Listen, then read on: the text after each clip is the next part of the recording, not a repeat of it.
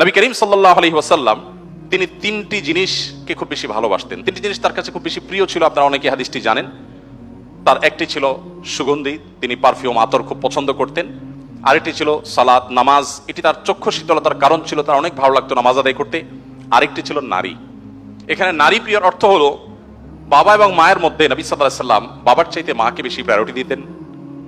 সন্তানের মধ্যে ছেলে এবং মেয়ের মধ্যে মেয়েকে বেশি ভালোবাসতেন। এত বেশি ভালোবাসতেন যে প্রিয় নবী সাল্লাল্লাহু আলাইহি ওয়াসাল্লামকে আল্লাহ তাআলা ছেলে সন্তান দিয়েছেন, তাদের সবাইকে শৈশবে মৃত্যু দিয়েছেন, তার একমাত্র চারটি কন্যা সন্তানকে বাঁচিয়ে রেখেছেন। দিন শেষে তিনি কন্যাদের বাবা হয়ে বেঁচেছিলেন, ছেলেদের বাবা হয়ে বেঁচে ছিলেন না। ঠিক একইভাবে প্রিয় নবী সাল্লাল্লাহু আলাইহি ওয়াসাল্লামের আরেকটি হাদিস সহিহ মুসলিমে বর্ণিত হয়েছে, আমরা জানি নবী সাল্লাল্লাহু আলাইহি ওয়াসাল্লাম বলেছেন, কেউ যদি তার দুটি কন্যা সন্তানকে প্রাপ্তবয়স্ক হওয়া পর্যন্ত সুন্দর আচরণ করে, যথাযথভাবে লালন পালন করে, কোনো প্রকার বৈষম্য না করে, অবিচার না করে, তাদের প্রতি সদাচরণ করে, তো কিয়ামতের ময়দানে নবী সাল্লাল্লাহু আলাইহি ওয়াসাল্লাম বলেছেন সেই লোক শুধু জান্নাতে যাবে না, কিয়ামতের দিন আল্লাহ নবী সাল্লাল্লাহু আলাইহি ওয়াসাল্লাম বলেছেন আনা ওয়া হুয়া কাহাতাইন, সে এই দুটি আঙ্গুল যেরকম পাশাপাশি অবস্থান করছে জান্নাতে আমার ঠিক কাছাকাছি এইভাবে অবস্থান করবে দুটি কন্যা সন্তানকে যথাযথভাবে পালন করবার কারণে।